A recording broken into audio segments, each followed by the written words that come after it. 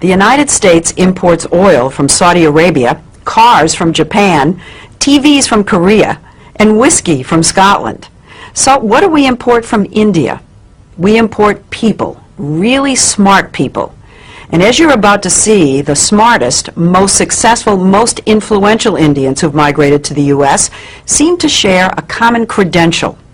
They're graduates of the Indian Institute of Technology, better known as IIT. Made up of 7 campuses throughout India, IIT may be the most important university you've never heard of. This is IIT Bombay. Put Harvard, MIT, and Princeton together, and you begin to get an idea of the status of this school in India. You compute the capacity of the column. IIT is dedicated to producing world-class chemical, electrical, and computer engineers. And then you plug this back in and you... With a curriculum that may be the most rigorous in the world. Getting here is the fervent dream of nearly every schoolboy. With a population of over 1 billion people in India, competition to get into the IITs is ferocious. Last year, 178,000 high school seniors took the entrance exam called the JEE. Just over 3,500 were accepted, or less than 2%. Compare that with Harvard, say, which accepts about 10% of its applicants. The IITs probably are the hardest school in the world to get into. In the whole world.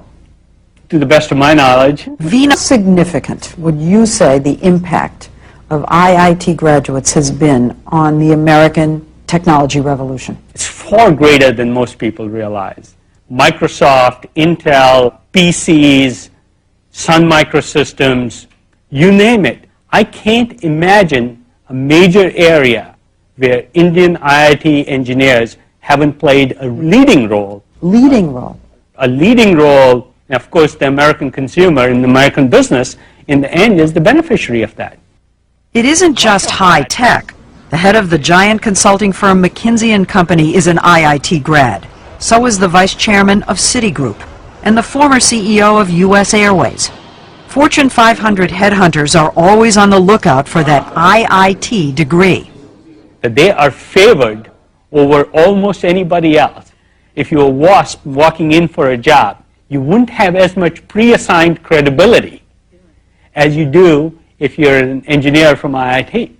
90% of IIT students are male, and the young men we met in Bombay know they're hot commodities. The American companies love the kids from IIT. Thank goodness. That's what we heard. That's what we heard too. After I leave IIT Bombay, I hope to get a good job.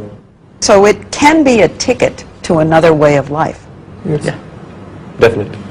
And a ticket out of India. How many of you think that you're going to end up in the United States? For a while, I think all of us would be there. Maybe at for some work. stage. At some stage.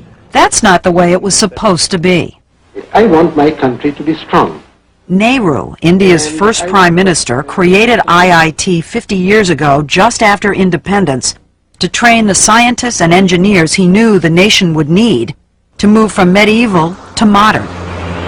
He never imagined India would be supplying brain power to the whole world.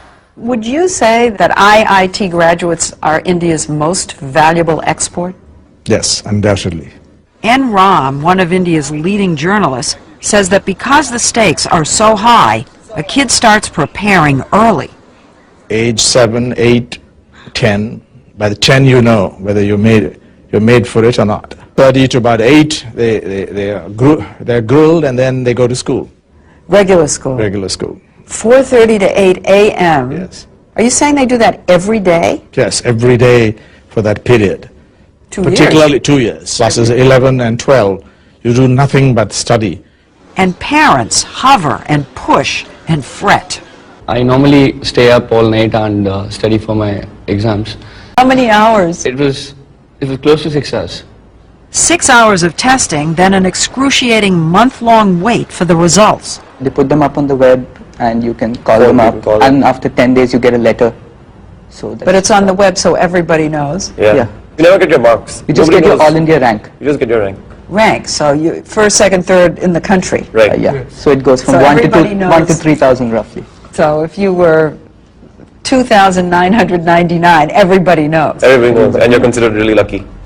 The top rankers get their photographs in the paper and all. So The high ranks. the high Yeah, ranks. he's one of Of them. course. You were one of them? Yeah, somewhat. Yeah. What number? I was 196. Did you get your picture in the paper? Oh yeah. The ranking isn't just an ego trip. The top kids get to choose which campus they want and which major. It's a big deal in India. It is. Narayana Murthy, founder of the huge software company Infosys, is known as the Bill Gates of India. What about your own son? Well, my son, probably wanted to do computer science at IIT. To do computer science at IIT, you have to be in top 200. And he couldn't do that, so he went to Cornell instead. Think about that for a minute. A kid from India using an Ivy League university as a safety school. That's how smart these guys are.